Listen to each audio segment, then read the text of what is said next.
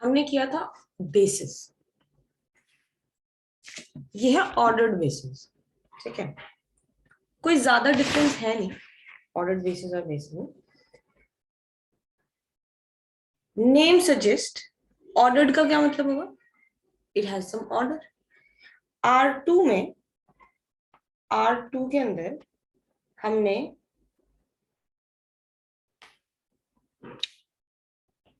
एक सबसेट उठाया बी। मैं ये स्टैंडर्ड बेसिस का ऑर्डर, स्टैंडर्ड बेसिस का सेट ले रही हूँ, तो बी आया मेरे पास E1 E2, राइट। अब ये तो सेट है ना, सेट है, इसको तो मैं E2 और E1 भी ले सकती हूँ, ये भी बेसिस ही है, सेम ही बल्कि सेट है, कोई अलग सेट भी नहीं है। और लीनियर कॉम्बिनेशन की जहां तक बात है, तो इसका लीनियर कॉम्बिनेशन होगा लीनियर कॉम्बिनेशन ऑफ बी। तो क्या हो गया, ये alpha times E1 plus beta times E2 such that alpha beta belongs to D. Alpha comma beta such that alpha comma beta belongs to D. और अगर आप इससे बनाओगे L of B, ये भी तो B ही है, तो कुछ अलग थोड़ी बनेगा। अल्फा कॉमा 0,1 हो जाएगा plus beta comma 1,0 such that alpha beta belongs to D। तो ये क्या बनेगा, beta comma alpha, alpha beta belongs to D। Set की ऑर्डरिंग चेंज कर देने से, ऑर्डर्ड पेयर की ऑर्डरिंग चेंज कर देने से लीनियर स्पैन वाला सेट कुछ और थोड़ी बन के आएगा, पहले जो बन रहा था वही अभी बनेगा। ठीक है, तो ऑर्डरिंग का क्या मतलब हुआ, बेसिस के ऑर्डरिंग का क्या मतलब हुआ। पहले तो हमें ये ब्रैकेट्स चेंज करने पड़ेंगे, क्योंकि हमें पता है कि ये ब्रैकेट्स तो सेट के होते हैं और सेट में ऑर्डरिंग मैटर करती नहीं। तो हम लोग ordered pair, sorry ordered basis, अब हम लोग इसमें लिखेंगे। तो मान लीजिए late V be a vector space over field F। ठीक है, then any ordered n tuple, n tuple ले लेते हैं V1 V2 Vn, ब्रैकेट्स तो मैंने चेंज कर ही दिए, of n vectors of V is ordered basis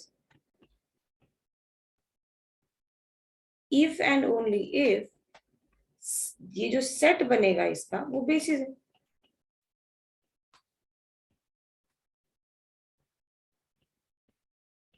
तो मतलब अगर मैं R2 में, ये तो मैं बोल सकती हूँ कि ये बेसिस है, ये भी बेसिस है और दोनों सेम है, लेकिन जब मैं बोलूं ऑर्डर्ड बेसिस तो आप लोग बोलोगे कि इसका जो ऑर्डर्ड बेसिस है वो दो होंगे, एक E1 कॉमा E2 और एक E2 कॉमा E1। ठीक है, वैसे बेसिस का काम तो अभी तक सिर्फ ये था कि स्पैनिंग पूरा का पूरा ये बना रहा है या नहीं बना रहा है, सिर्फ इतना ही काम था। जब ये दोनों से सेम ही बन रहा है तो ये इसको लिखने का क्या मतलब है अलग अलग, मतलब हमारे पास इस चीज का यूज क्या है। हमने ये जो नई डेफिनेशन बना दी ऑर्डर्ड बेसिस की, वो हमारी पुरानी जो हमारे काम थे वो तो इससे भी हो रहे थे, ऑर्डरिंग तो मैटर नहीं कर रहा। तो ये नई तरीके से जो हमने रिप्रेजेंटेशन देने की कोशिश की है कि भाई अब ऑर्डरिंग भी मैटर करेगी।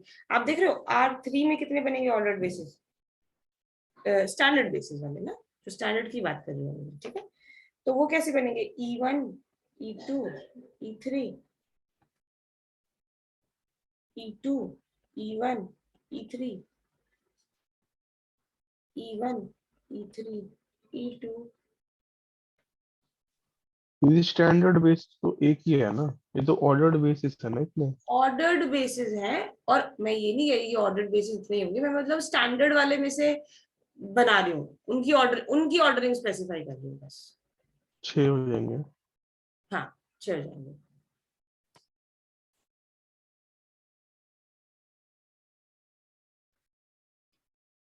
तो यहाँ पे हम इसको ये नहीं बोलेंगे कि ये तीनों एक ही ऑर्डर्ड बेसिस है, ऑर्डर जहां मैटर करता है। और अगर मैंने ऑर्डरिंग चेंज कर दिया तो यहाँ पे मैंने जो लिखा है, they are three different ordered basis of what? Of R3, right? अच्छा, ये डेफिनेशन रचे हमें जरूरत है सबसे पहले तो इसको डिफाइन करने की। कल भी मैंने थोड़ी सी इसको थोड़ी डिस्कशन इस पे की थी, लेकिन सबसे पहले तो coordinate vector, sorry, coordinate of a vector निकलता है, एक वेक्टर के क्या कोऑर्डिनेट्स है। लेकिन उसके लिए एक बेसिस बहुत जरूरी है रिलेटिव टू द बेसिस, क्योंकि आपको पता है बेसिस यूनिक नहीं होते। तो बेसिस एक बार डिसाइड हो जाए एक वेक्टर स्पेस का, उसके बाद हम कोई वेक्टर वहां से निकालेंगे और उसका हम कोऑर्डिनेट निकालेंगे, ठीक है। लेकिन बेसिस कोई ऐसा वैसा नहीं होना चाहिए अजय, बेसिस ऑर्डर्ड होना चाहिए। ये हमारा पॉइंट कल मैंने नहीं उसमें डिस्कस किया था। जो बेसिस होना चाहिए वो ऑर्डर होना चाहिए। अब इसका क्या मतलब, क्यों होना चाहिए? वो इसलिए, मान लो R3 की बात करते हैं, मैंने वेक्टर चूज कर लिया, अब मुझे बेसिस चूज करना पड़ेगा, ठीक है। अभी मैं ऑर्डर बेसिस से नहीं करके दिखा रही, राइट। तो बेसिस चूज करना पड़ेगा। तो मान लीजिए बेसिस मैंने चूज किया 1 0 0 1 1 0 1 1, ये मैंने बेसिस चूज किया। ऑफ कोर्स ये स्टैंडर्ड बेसिस नहीं है। तो और अब मुझे क्या चूज करना है, एक वेक्टर, फिर मैं उस वेक्टर का कोऑर्डिनेट निकालूंगी। एक वेक्टर चूज कर लो 1 2 3,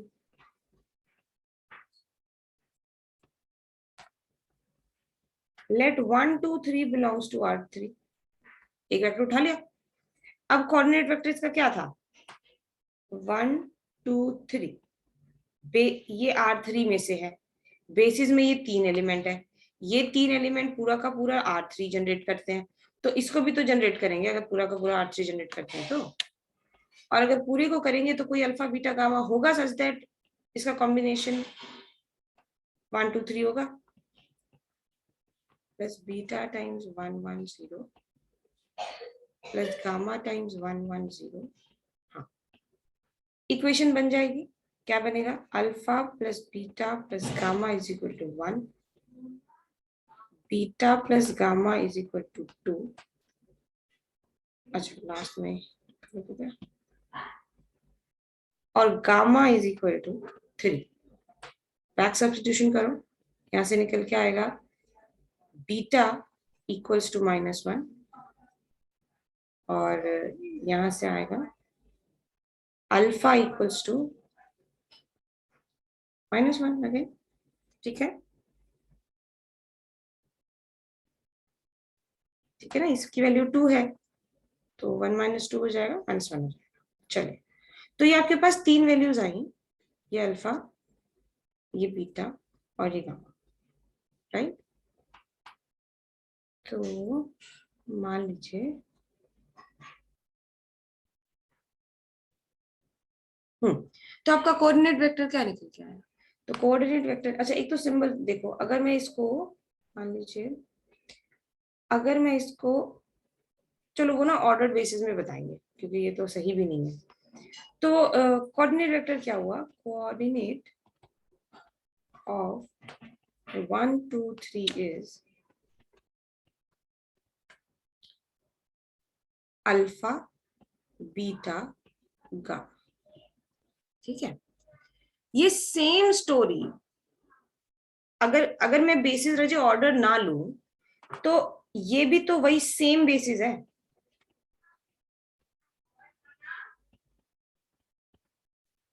जो मैंने ऊपर लिखा है बिल्कुल सेम बेसिस तो है ये। इसमें भी आप यही वेक्टर उठाओ और मुझे अल्फा बीटा गामा की वैल्यू बताओ, बताओ क्या आएगी।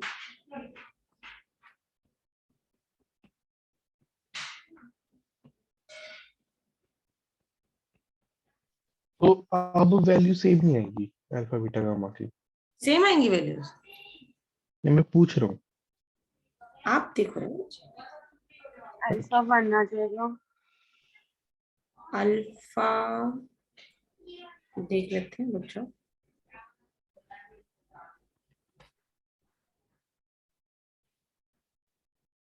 नहीं, एक मिनट।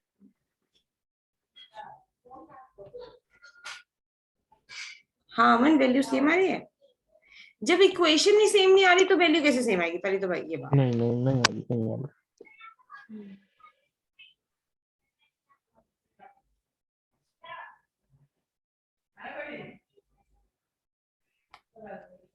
बीटा 3 गामा -1 अल्फा ये यार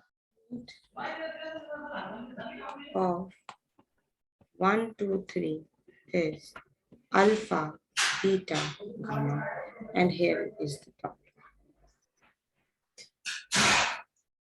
तो इसलिए रजे ये अलग अलग आंसर ना आए, इसलिए हम अब अपने बेसिस की एक जगह फिक्स कर देंगे कि आपको सबसे पहले में रहना है, आपकी पोजीशन 2 है और आपकी पोजीशन 3 है, और इसको मैं ऑर्डर्ड पेयर में मतलब ऑर्डर्ड वे में प्रेजेंट करूंगी, जिसको मैं बोलूंगी ऑर्डर्ड बेसिस। क्योंकि अगर बेसिस की पोजीशनिंग चेंज हो गई, एज अ सेट तो ये सेम है लेकिन एज अ ऑर्डर्ड पेयर ये सेम नहीं है, तो इसलिए जब भी हम कोऑर्डिनेट निकालेंगे तो we are not very concern about the basis, more precisely we are concern about the ordered basis. Ordered basis हमें एक यूनिक कोऑर्डिनेट देगा एक वेक्टर का। हाँ अगर ऑर्डरिंग चेंज हुई, इसका मतलब पूरा का पूरा बेसिस चेंज हुआ, हमारी डेफिनेशन में पूरा का पूरा बेसिस ही चेंज हो गया। क्यों? क्योंकि ऑर्डरिंग चेंज हो गई, तो ऑर्डर्ड बेसिस तो वो इंटायरली दूसरा हुआ ना। ये ऑर्डर बेसिस और ये ऑर्डर बेसिस बिल्कुल अलग अलग, ठीक है। तो एक ऑर्डर्ड बेसिस के रिस्पेक्ट में एक वेक्टर का रजे यूनिक कोऑर्डिनेट आना चाहिए, वो ऑर्डर नहीं हो सकता है। तो दैट्स वाई हम लोग यहाँ पे ऑर्डरिंग कर रहे हैं, ठीक है। ये टॉपिक आ गया समझ?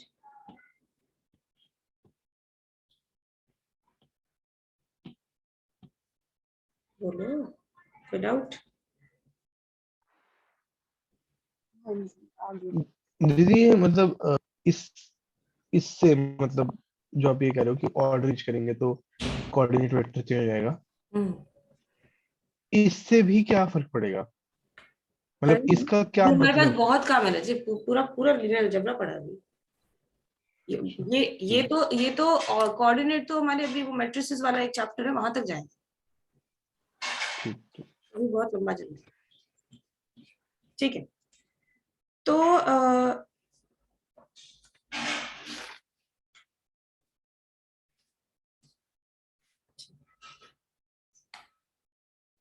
थ्योरम 15,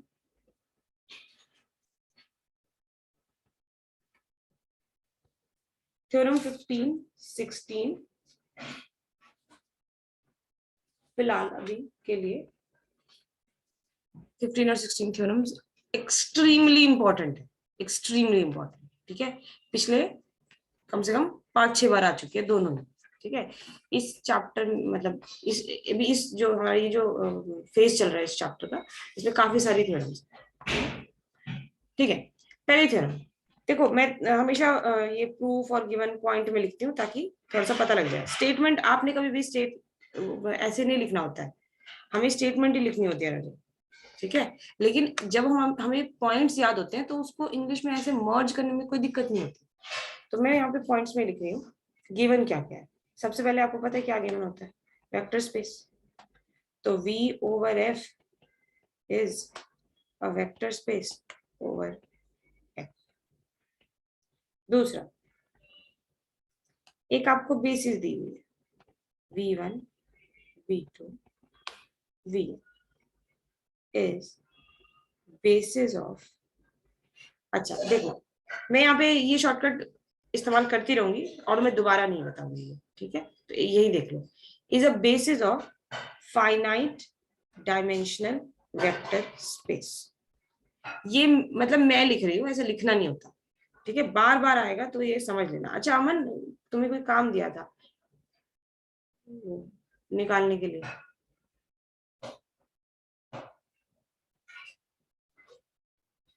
आर और क्यू वाला दीदी? दीदी यार हुआ नहीं दीदी, वो सेम ही आएगा दीदी, 0 1 1 1 0। तो पाई बना दो मुझे 0 1 और 1 2 से। बन ही नहीं रहा है पाई, अल्फा टाइम्स इरेशनल आ ही नहीं रहे हैं। इनफाइनाइट डायमेंशनल है।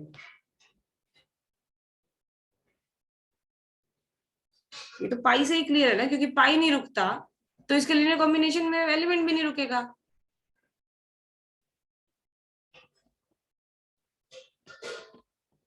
तो मुझे यहाँ पे भी तो इनफाइनाइट चाहिए कुछ। ये इनफाइनाइट डायमेंशनल वेक्टर स्पेस है, इसलिए यहाँ पे मैं लिखूंगी जब भी हम लोग क्वेश्चन करेंगे फाइनाइट डायमेंशनल पॉलिनोमियल, जो याद है 1x x², हाँ जी, ये भी तो इनफाइनाइट डायमेंशनल वेक्टर स्पेस है। वाला था। ठीक है। ठीक है ना। तो ऐसा नहीं होता कि हमेशा बेसिस फाइनाइट ही होती है, इनफाइनाइट भी होती है, उसके हमने एग्जांपल्स देखे हुए हैं कल। तो ये हो गया finite dimension vector space. Finite dimension vector space. अच्छा ठीक, नहीं एक काम करते हैं, इसको ऐसे ही लिखते हैं, इसको लिखो देन, गिवन में बस उतना है, then this is a basis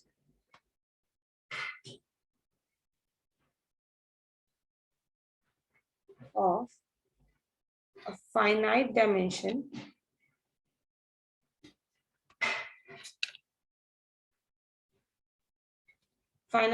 vector space if and only if। ठीक है, इसको मैं बेसिस कब कहती हूँ? देखो बेसिस की वही अब दोबारा देखो, लीनियर डिपेंडेंस इंडिपेंडेंस हमने किया, सब स्पेस हमने किया, डेफिनेशन तो एक अलग थी ना, प्रॉपर्टीज उससे बहुत निकल के आ गई।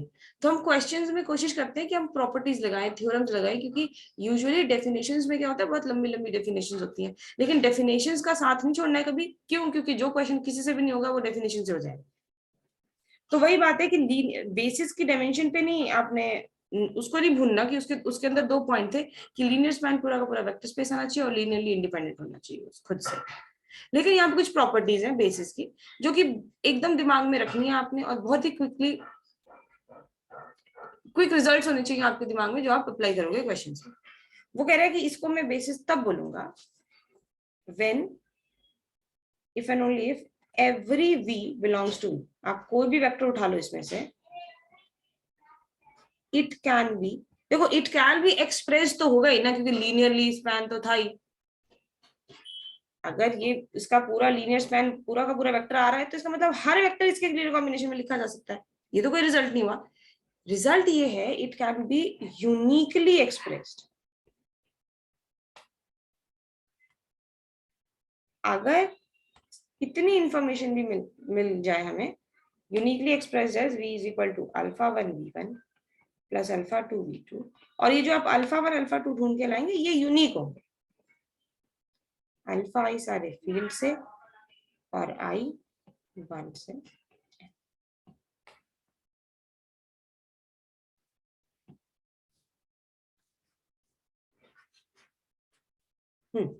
तो पहले तो कह रहा है कि भाई पहले तो हम ये दिखा देते हैं कि at least it can be expressed as such. ठीक है ना। तो गिवन में ले लो, given is B is a subspace, sorry B is a basis, sorry B is basis of V over A। ठीक है, हमने ये ले लिया, हम ये प्रूव करने वाले। अब आप देखो इस पार्ट को प्रूव करने में ना बेसिकली हमारे पास दो चीजें हैं। दो चीजें कैसे, मतलब एक तो हम ये प्रूव करेंगे कि ये Vx से एक्सप्रेस हो भी सकता है, और फिर हम दूसरा पार्ट यूज करेंगे कि वो यूनिकली है, जो भी हमने एक्सप्रेशन दिया है दैट इज यूनिक।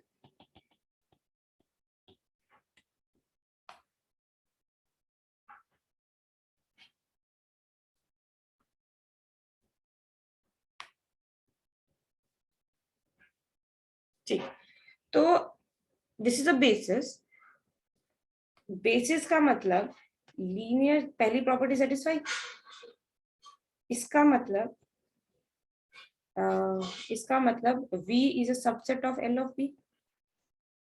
इक्वल है ना, इसका मतलब for all v belongs to v, v also belongs to L of b. लेकिन L of b में कैसे एलिमेंट होते हैं? Linear span of the elements of b. It implies v actually equals to alpha 1 v1 plus alpha 2 v2 plus alpha n v for some alpha I belongs to this. For some, अभी मैंने इसके uniqueness पे बात नहीं की है, आप खुद देखो। क्या कर रहे हो तुम अमन? 4 बार तो लीव करके एंटर कर लिया तुमने। जी कनेक्शन अनस्टेबल है मेरा, अब लीव हो जा रहा क्या हुआ? वाईफाई नहीं चल रहा? है, रुक रुक के चल रहा है।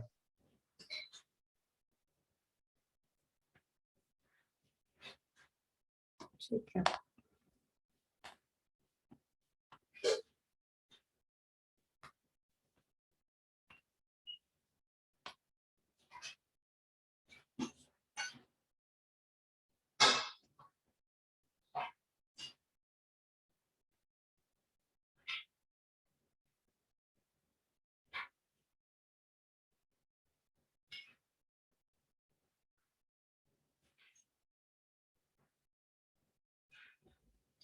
ठीक है। देखो अब ये तो हमने प्रूव कर दिया कि एक्सप्रेस तो कर सकते हैं, ठीक है, ये तो सिंपल बेसिक डेफिनेशन है बेसिस की, बेसिस का काम ही यही होता है। लेकिन यूनिकली के लिए क्या करेंगे? टू शो यूनिकनेस,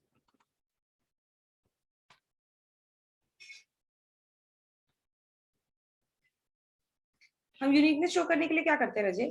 हम एक दूसरी रिप्रेजेंटेशन ले लेते हैं और हम कह देंगे कि वो दूसरी रिप्रेजेंटेशन जो हमने ली थी वो एक्चुअल में, अगर मैं कोई और बीटा 1 बीटा 2 बीटा n तक ले लूं तो वो भी एक्चुअली यही है। वो बीटा 1 बीटा 2 हम इक्वल कर देंगे प्रूफ अल्फा 1 अल्फा 2 पे। तो वो कैसे करेंगे? To show uniqueness, let v is equal to beta 1 v1 plus beta 2 v2 beta n vn, where beta I is not equal to alpha I, or at least 1 I belongs to 1 to n. अगर एक भी मैंने अलग ढूंढ लिया तो हम कहेंगे ना कि ये तो यूनिक रिप्रेजेंटेशन है, मतलब यूनिक तो ये नहीं रही, क्योंकि मैं एक चेंज करके दूसरा भी यूज कर सकती हूँ, ठीक है। तो अगर एटलीस्ट एक के लिए ये इक्वल नहीं है तभी मैं कहूंगी कि ये और ये अलग है, ठीक है। अब मैं ये प्रूव कर दूंगी कि ऐसा कभी ऐसा नहीं हो सकता, एक भी ऐसा नहीं हो सकता, बल्कि सारे इक्वल होंगे। वो कैसे करेंगे? अब देखो, ये भी v के इक्वल है, वो भी v के इक्वल है। फ्रॉम इक्वेशन 1 एंड 2 इक्वल करो alpha 1 v1 plus alpha 2 v2 plus alpha n vn, that is equals to beta n v1 beta 2 v2 plus beta n vn, right? लेके आओ जरा इस तरफ इन सबको, और क्यों क्यों लेके आ सकते हैं इस तरफ? Additive inverse alpha 1 v1 minus beta 1 v1 plus alpha 2 v2 minus beta 2 v2 plus and so on alpha n vn minus beta n vn, that is equals to 0, right? तो यहां से लो, देखो alpha 1 minus beta 1 times v1 plus alpha 2 minus beta 2 times v2 plus alpha n minus beta n vn equals to 0।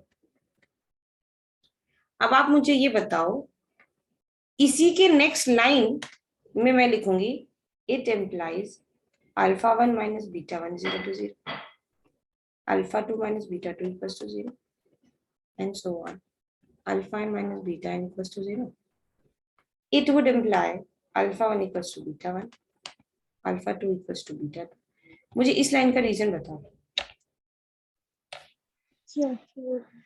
Linearly independent है वो तो linearly independent तो लेकिन गिवन में दिया नहीं था. बेसिस है ना. बेसिस है ना, तो बेसिस है तो एक तो प्रॉपर्टी हमने यहाँ यूज की बेसिस की, because B is basis of V of F.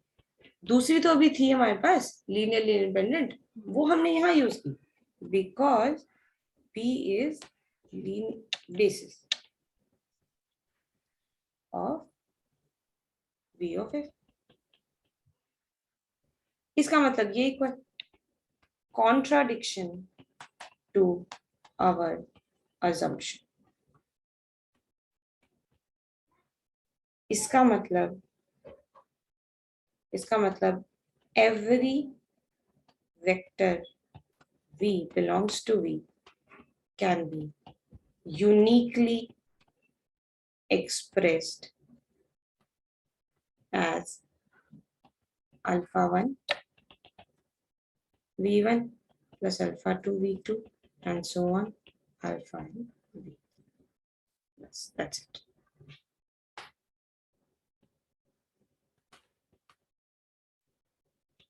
ठीक है. अब उल्टा ये लेट करोगे और ये प्रूव करोगे कि अगर ऐसा एक सेट है आपके पास V1 V2 Vn का सच दैट हर एक वेक्टर उसके यूनिकली रिप्रेजेंटेशन में लिखा जा रहा है, तो ये जो आपके पास सेट है वो और कुछ नहीं बल्कि बेसिस ही है. ठीक है. बेसिस प्रूफ करने के लिए आपको पता है कि क्या करना है, दो प्रॉपर्टीज. ठीक है, क्योंकि अभी तक मेरे पास कोई बेसिस का शॉर्टकट है नहीं. ये थ्योरम करने के बाद हो जाएगा, ये थ्योरम करने के बाद मैं ये रिजल्ट यूज कर सकती हूँ. ठीक है, पर अभी तो नहीं कर सकते. तो इसके लिए मेरे को दो पार्ट्स करने पड़ेंगे. तो कन्वर्सली में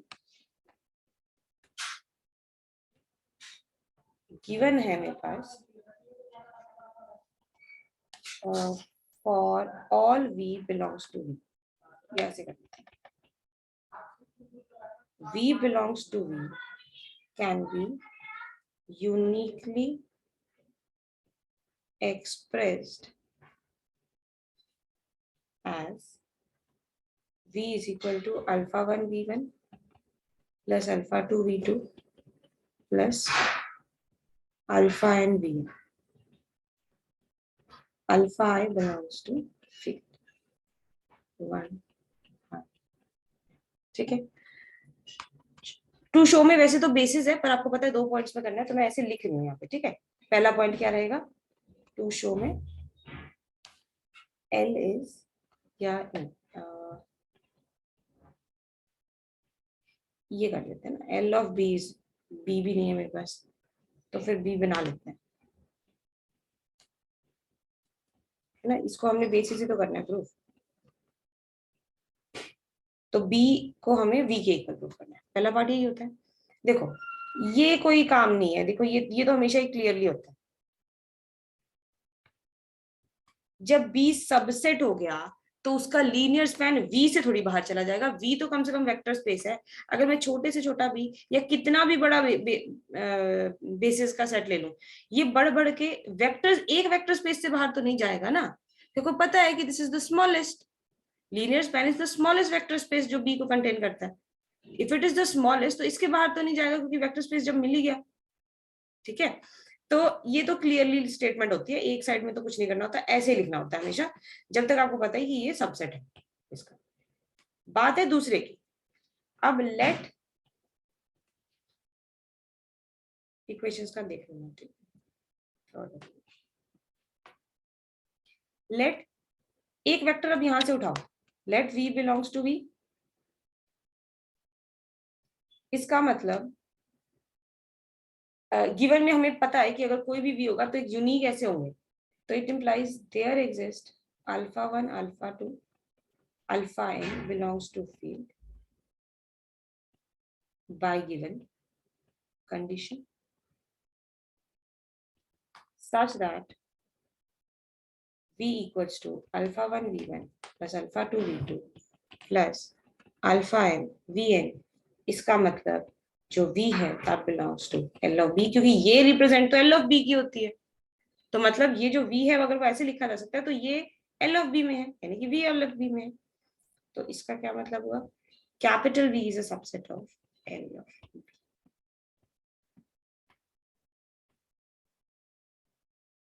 Right, this is your fourth from 3 and 4, 3 and 4 v is actually equal to L of B। ये हो गया पहला। दूसरा, लीनियरली इंडिपेंडेंस भी बहुत इजीली हो जाएगा। कैसे,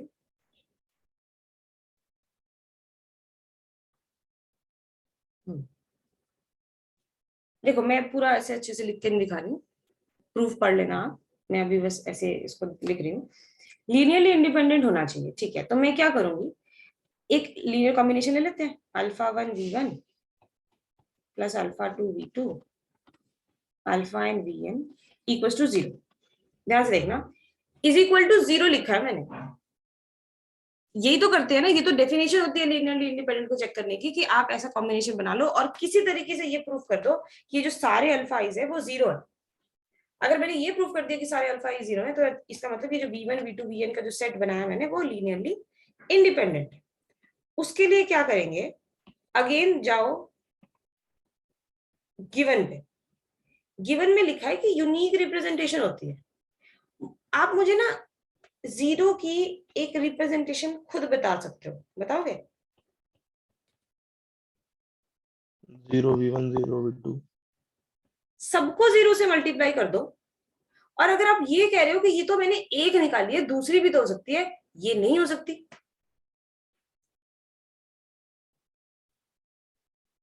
अगर आपने एक निकाली है तो पूरे सिचुएशन में, पूरे वेक्टर स्पेस लीनियर स्पैन में वही एक रिप्रेजेंटेशन है, और तो कोई है ही नहीं, वो तो गिवन ही है। तो मतलब अगर आपने also this is equal to this, ठीक है, लेकिन वही फिर आप स्टोरी लिखोगे कि लेकिन ये तो यूनिक होता है। तो यानी जो ऊपर मैंने बनाई है और जो नीचे मैंने बनाई है रिप्रेजेंटेशन 0 की अलग अलग, वो अलग अलग नहीं बल्कि सेम है। इसका